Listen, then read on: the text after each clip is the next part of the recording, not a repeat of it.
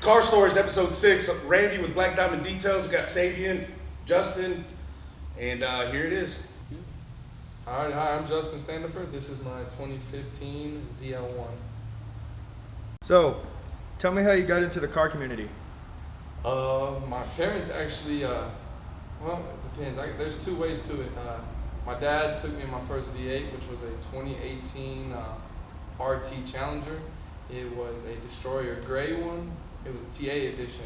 It had a matte black hood, matte black roof, trunk. I fell in love with it. My first V8 I ever had. That was the car I wanted when I was graduating high school. Unfortunately, I didn't get that one. I got a 2011 orange RT Challenger, but at the time I was grateful with what I had, and that's how I started getting around cars. Now getting depth into the car scene. My parents at the time, they were working at G-Master Toyota. I had met a gentleman named Joe. He took me to the racetrack for the first time. That was the first time I ever went raced legally in that car. I ended up then meeting 806 Mopar, and I was a young kid in high school, and I wanted to be a part of a car club, and ended up joining 806 Mopar, and it grew from there. Who sparked your passion for cars? Anybody in particular? Honestly, my demonology was, bro.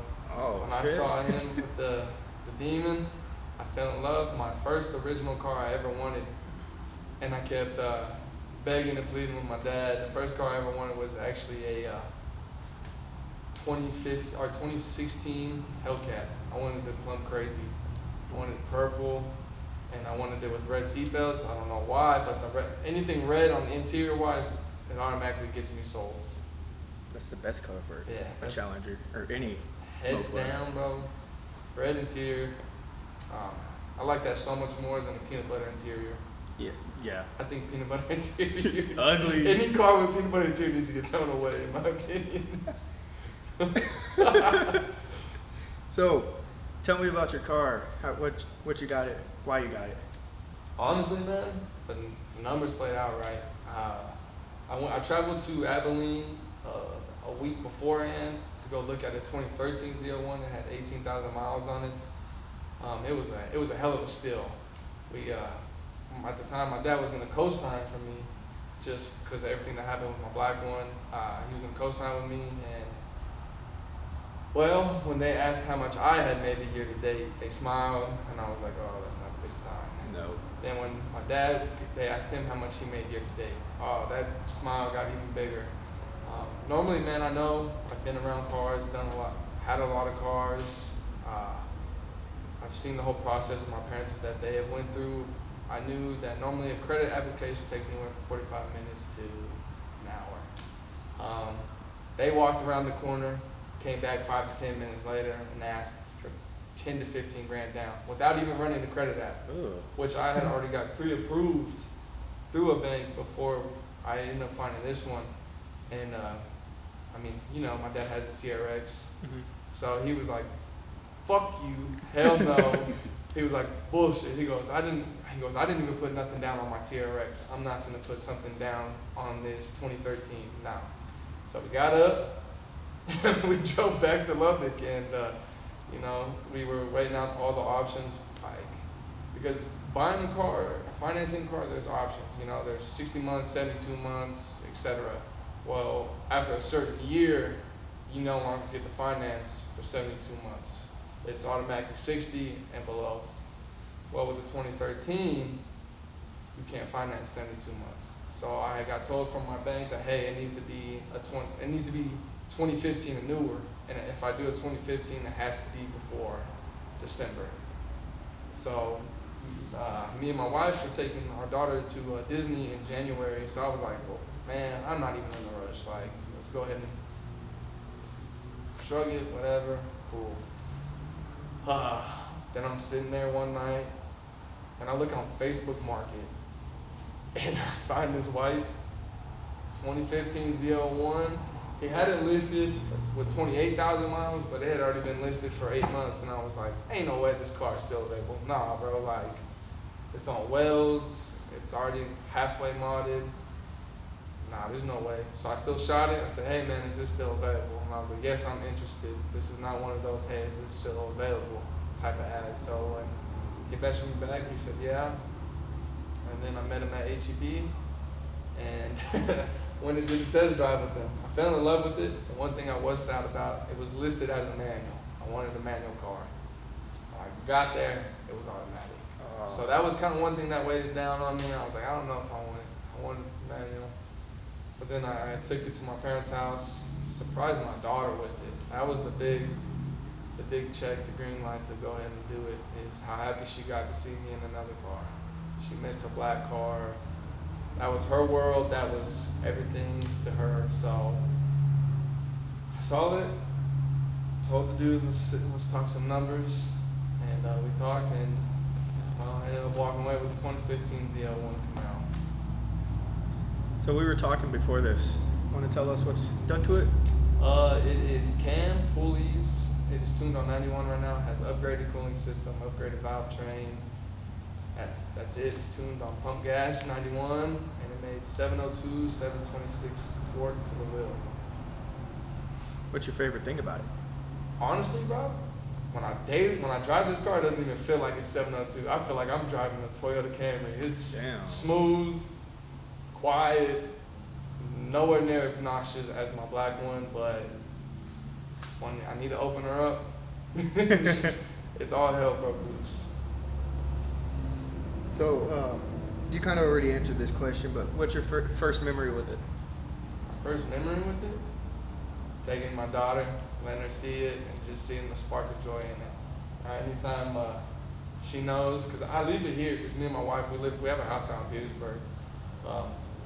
Unfortunately, my garage is occupied. We found a mama pit bull and her 2 puppies, so I'm renting it out to them right now at a cost. So, you know, this car stays here at my parents' house. It stays in the garage. I don't drive it unless I feel spontaneous in the morning.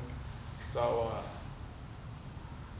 when baby girl asks to drive it, Daddy always gives in. Daddy always goes after he gets off work, picks it up from the garage, goes and drives 5 minutes, picks her up from daycare, and goes and drops it right back off. So honestly anything for her. Anything that baby girl wants, she gets. Sounds like a daddy's girl, huh? Way too much. That little girl got me wrapped around her finger. If it ain't her mom, it's her. So what's your future plans for it? Honestly, I'm gonna build the motor again, build the transmission. Gonna be a full race car once again, but boosted this time in this aspect. That was the one stipulation with my black one. Every car I've had, I've always said, you know what? I'm gonna boost it, I'm gonna boost it, I'm gonna boost it. And something happens to the extent that I don't ever boost it. So that's what this whole deal was. I told my wife, I said, look, before I get a new car, I'm making sure that car is boosted. And bro, I'm telling you, I went through looking at a lot of cars. I traveled a couple times to go look at cars. I went to Midland to go see a CTS-V. That's what I really wanted. I wanted a 4-door CTS-V. And my parents actually had went out to Midland for me to go test drive it. And on my dad's car, it leaves me on FaceTime, and I don't hear nothing. I'm like, I don't like that. If I get a boosted car, I want to hear the supercharger whine. Like, let it sound American, bro. And well, he does a little pulling, and he's like, I don't see him being happy. I hear him talking to the salesman, and he just sounds so sarcastic. So I was like, man, cut the bullshit. I was like, no, did you like it or did you not? And he was like, no, I liked it, but he was like, for you, I don't think you're gonna like it. He was like, it feels a lot more heavier than a Camaro, and it's just not you. When I look at it, I don't see you in it. I was like, cool. So he pulls back up to the dealership, and it's leaking oil. Leaking oil from the engine, leaking oil from the exhaust, and shooting it, and he was like, yeah, nah. And another thing, my daughter was with them, because she had stayed the night previously, and I had asked her, I was like, look, baby, do you like it? She would just keep telling me no. And my wife was like, you know what, don't listen to her, she's a kid, what does she know? You know? But when I found this one, she fell in love with it. So I was like, all right, cool, it's meant to be. So I know you've owned a lot of cars. You want to tell us about some of them? Yeah, I mean, you want me to go down the list of them? That's fine. So, in my sake of ones that I have, like the ones I drove every day in, day out, I started off with a 2011 RT. It had like maybe 30,000 miles on it. It was it was in 2018. My parents had got that for me, A, for a graduation gift, and B, I lost scholarships and tore my ACL my senior year. First game, lost everything, bro. So my senior year was kind of like that slump year. I was like, shit, what the hell am I gonna do with life? Football's out, track's out. Like, what am I gonna do? Well, they surprised me with that car on my senior nights. But it came at a cost. My mom had lost her car for me and my dad to have the car. When I found that out, I just, per se, was not particularly happy with it. So I went with my dad and we traded it in. I got a 2015 V6 Mustang. I thought I was the hot shit, man. I put a little exhaust on it. And I thought I was fast, bro. I thought I was Lightning McQueen in a bottle. And so I had that for a while. Then I got my first actual, like I call it my first big boy job. So I can afford whatever I wanted. If I wanted it, I got it. I had gotten a 2016 Scat Pack with 18,000 miles. It was a manual. And that was my first manual car. I had it, fortunately, 2 weeks. So the first night, I brought it home. I had told my dad I came to a stop at a stoplight, and I noticed that it started smoking out the hood. And I was like, something ain't right. So I took it to him, and he was like, something ain't right. And he goes, I think it's your clutch. And I didn't notice, bro, because when I drove my manuals, instead of going through all the gears, I go from first to six. Because I take a highway, so it's just going first to six, and I save the rest and let it just sit there and cruise up the RPMs. That wasn't the issue. The issue was third, fourth. I couldn't get it third and fourth. But I can go first, second, fifth, and sixth. So I was like, fuck it, bro. Bump, bump. And I just let the RPMs build up, bro. And it worked. And I saved a lot more gas in that Scat Pack. That thing was a fucking gas guzzler. Oh my God. But the clutch was blown. Already from the dude that had brought it down from Plainview driving it. He had blew the clutch. So that part was on back order. And I was sitting there for like maybe a week and a half. I had it maybe 48 hours. Valentine's Day had came up at the time. My ex-girlfriend was working at Chili's. I pulled out the parking lot right there off 6060 Slide, and I saw the light was green. I started going, boom, hit me, spun me into two other cars. Totaled that brand new car. That lady was on a lot of drugs. A lot of drugs. So then I waited a while. I waited like 3 or 4 months. I didn't know at the time the difference between the Scat Pack and the SRT 392. But there's a major difference between the two. So I got a white SRT 392. Me and my mom drove down to Dallas to pick it up. My mom was like, here, look, we're gonna put $5,000 down for you, sign the paperwork, and it's yours. Cool. All right, so we brought it back. It was a getting there trip. Well, 4 months passed. I still had no license plate. My paper tags expired. I had to go down to Citibank and get a new paper tag. That's when they informed me you can only get 2 of them in a lifespan of a car. You can get 2 of them while you own it. So I was like, all right, well, I should only need one for maybe like 5 more days. I'm just waiting on my plates. Well, that 4 weeks ended up passing. I had to get another one. And I'm like, all right, bro, something's up, bro. Like, that 5th week, I started thinking something was up. Like, why don't I have my license plates yet? Like, come to find out, the dude in Dallas did the same thing that Bart Rager did to people in Lubbock. He took my $5,000. The old previous owner on it was still paying on the car. Wow, I have registration on it, everything, and yet I'm paying on it. So he's getting double income plus that $5,000 down he put down on the car. And nowhere to be seen. So I had to go, had to wait. Bro, it was horrible. LPD was fucking horrible. Fuck them. I don't care. Fuck LPD. They kept pulling me over. First thing I do, and I knew it was for, I dropped the glove compartment, pull out all the documentations, have it laid out on the dash already by the time they came up to the window. There was one cop that just thought he was the greatest cop on the fucking God's green earth. Tried to argue with me about it, said that I was lying, and all this whole deal. Tried to arrest me for it. My parents pulled up. Luckily enough, they had saw me. They were driving by to go to their house. Saw me pulled over. Then my parents got out. Whole altercation happened. Finally, we got the deal unwound.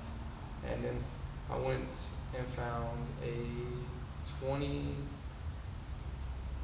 it was my 2013 5.0. Got that from Classic Motorsports. That one was a 2013. That was in the start of COVID. It had 13,000 miles. It was a manual. I had it for maybe 3 months. I had it 3 months, and it already came with headers and a tune. I don't know what it was tuned by, but I liked it. I enjoyed it. It had custom interior in it. It was like a tuxedo interior, black and white. It was pretty nice. The car was actually black and white, that's when I started modding my own cars. Was then I got money from that Scat Pack wreck. Everything came in, and I was like, oh shit, that's a lot of money. Boom, boom, boom, boom, boom, boom, boom. Started buying car parts left and right. So I actually paid for somebody to wrap my car. I paid the down deposit. Actually, no, I paid more. I paid over half of everything for him to wrap my car. I don't know if you've seen that movie Need for Speed, but that silver and blue with the wide body kit, that's everything I wanted from my 2013 5.0. I'd ordered the grill, ordered the wide body kit, ordered it all. And then I went out one night while my wife was pregnant with my daughter and did some stupid shit. Stupid shit having some consequences, and lost that car. Then after a couple months later, I was like, you know what? I'm ready for this car. So I went to go try and sign papers on a 2016 SRT 392 again. But this one was red and black. It was boosted already. I had it. I didn't get approved for it, unfortunately, but my parents went behind my back, and her and my buddies had pulled a prank on me. They got approved for it, and they kept playing like keep away with me. They would send me videos of my buddy saying somebody was driving this car. And well, it was my buddies driving it. And they were driving it all over town, messing with me. And then one night they finally gave it to me, said it was mine. 2 weeks after owning it, the motor blew for too much boost in the car. So it sat for 9 months, me paying this car, boom, boom, boom, boom. My mom at the time had a Hellcat. She sold her Hellcat because she got offered a pretty penny for it. We put a motor back in it. I was having issues. Kept having issues. Kept saying it was overheating. Kept changing like the coolant hose, housing, water pump, whatever the case may be. You name it, I changed it. She kept having issues with it, and I looked at my dad and said, I'm tired of it. I want something new. He was like, okay, cool. So we called, I found this dealership in Midland.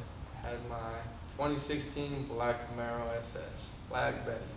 That car had 86,000 miles on it when I bought it. But I was like, you know what, fuck it. I declined the warranty. I was like, I'm gonna mod this one, balls to the wall, fuck it, I don't need shit. Well, that drive home, that car went into limp mode. First time I've ever had a car going into limp mode on me. Went into limp mode, sat on the side of in between Lamesa and Midland for about 3 or 4 hours with my 8-month daughter. And yeah, that car, eventually that motor took a shit on me when me and my wife got back from our bachelorette party. So I sat for a year and a half waiting for a 416 to be built. Got the 416 in, put it in, took it on the first data log tune, and hit the mile, 43 miles an hour, and the transmission blew. So the car went back in the garage, and I was like, I'm fucking done. I'm done with this car, fuck this car, whatever. Waited, got the transmission. It took a week, or maybe no, it took like 2 or 3 weeks for the transmission to get back. Put it in, started it, tuned, started driving, had issues again. My transmission would not go to first. It wouldn't get out of first and second. It would go to second and then shift back down into first. So it took the longest, and I was like, bro, what the hell is this? Well, Chevy likes to have a wire harness go there through their transmission pan. Mm-hmm. So it sits in oil the whole lifespan of the fucking car. and we had to take it out, ship it back, and get them new ones. And then that's when Black Betty came. Had her for 4 months. After all that waiting, it was down for like 2 years and 3 months. Had it back for 4 months, and it got totaled. And I ended up with this one, my new baby. Everybody knows you for Black Betty. That's what everybody I know knows you for that car. Mm-hmm. That was your car. Yeah. I met a lot of people I met a lot of people through my white and black 392. That one, I called that trooper, like as a stormtrooper, and a lot of people had met me through that one. And that one was, I'm telling you, man, was a factory freak. And I think it's still crazy. Actually, I have videos on Facebook. I had taken that 392 out and put it on a tire. And I had raced a 5th Gen ZL1, that black cammed. And I just know at the time I knew it was black and cammed, and I'm pretty sure it had more done to it. But and I beat it. It was a factory freak. And I'd go out and do my races, and I would hardly ever lose in that car. And I was just like, well, what the hell? And it was completely stock. Not an intake, not single thing, bro. Completely stock, except straight pipe and no cats. Gutted out cats, to be exact. Factory freak, man. It was just, that's where I started making a name that I loved racing, man. I swear every time I lined up, I didn't care if I was racing for money, whatever, dude, bro. All I know is I'm gonna get off that line, I'm gonna beat you to the finish line. You're a pretty big hitter around here in Lubbock, huh? Yeah, I feel like I am sometimes, you know. I mean, I feel like a lot of people know who I am. They know that I take racing serious. But at the same time, bro, I just love cars for cars, man. There's some builds that I hate to say, but I just don't like. But that's not my car. As long as that person's happy with their car, at the end of the day, that's all I can support, is people being happy with their builds, you know. To each their own. So out of all the cars you've owned, which one was your favorite? Right now, I would say Black Betty. Black Betty's my phone. I don't know, bro. It's a hit or miss. These two are too different. Like, if we go off race-wise, I feel like that quote don't fit the like tradition of race car. It was my black one. But if we go all around, like just cars in general, performance-wise, you know, comfortability, room, spacious. If I can hop in the car and drive all the way to fucking California, it'd be this one. It would be hands down to be this car. This car is so comfortable. Sometimes I almost fall asleep driving just because how comfortable it is. But I'll just lean back and it's just like driving itself, man. So It's good to be comfortable. yeah, a little too comfortable isn't too good though. Right. So I understand that, I don't know if you're still in it, but Texas Royals, you still part of that? What's going on? fuck, I couldn't even tell you, man. I mean, I recruit people for them. You know, after my wreck, I just wanted time away. I gave it to my wife and my friend Destiny and my friend Jaden. Jaden had been in the club since I started it, originally with Abram, Argos Media. So when I started it with him, it was Relentless Reapers. I didn't like the name, branched off and made Texas Royals. Then I started with a couple buddies of mine, Chris, Jerry, and Zuni. And then it grew from there, man. It was boom, boom, boom, boom, boom. Easily went from 3 members to 35 members, back down. It's just, I mean, the car club's a hit or miss, bro. The one thing I hated it for that people just kept saying I was great at, I hated feeling like I was taking care of grown-up kids. Like, I always had to put fire out, fucking have to fire, put water, like, that was my biggest pet peeve. But after a while, like I told you, like I saw Ben's interview, like hearing what the impact I did on him, it was just like, okay, I did it for the right reasons. Like, I'm not crazy. Like, the arguments that I would put out, the people I would argue with, it's like, to tell them and show them that they were wrong, everything was worth it. So, I mean, right now I haven't officially came out that I'm back in TR, but I'm behind the scenes still running the show of TR. So Okay, then at least you're doing it for a good reason. yeah, there's some car clubs that I've been through that I've seen the good, the bad, the ugly, and there's a reason why I was like, fuck, let me start my own. There's reasons to why each rule that I have for Texas Royals is a set rule. Either I've done it, I've experienced it, I've messed up, and I just don't want people to. I've done a lot of fucked up shit, bro. A lot. And there's a lot of stuff I don't want people to experience because I just don't want them to go through that same dark road. But I'm not their parents. I can't guide them. I can only just be a voice of reasoning in their mind. So.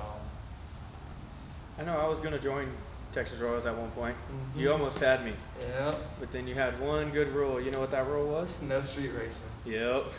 Yeah. You had one really good rule. Mm-hmm. You And almost- that's bro. To be honest with you, I thought that was gonna be my biggest block of getting people in.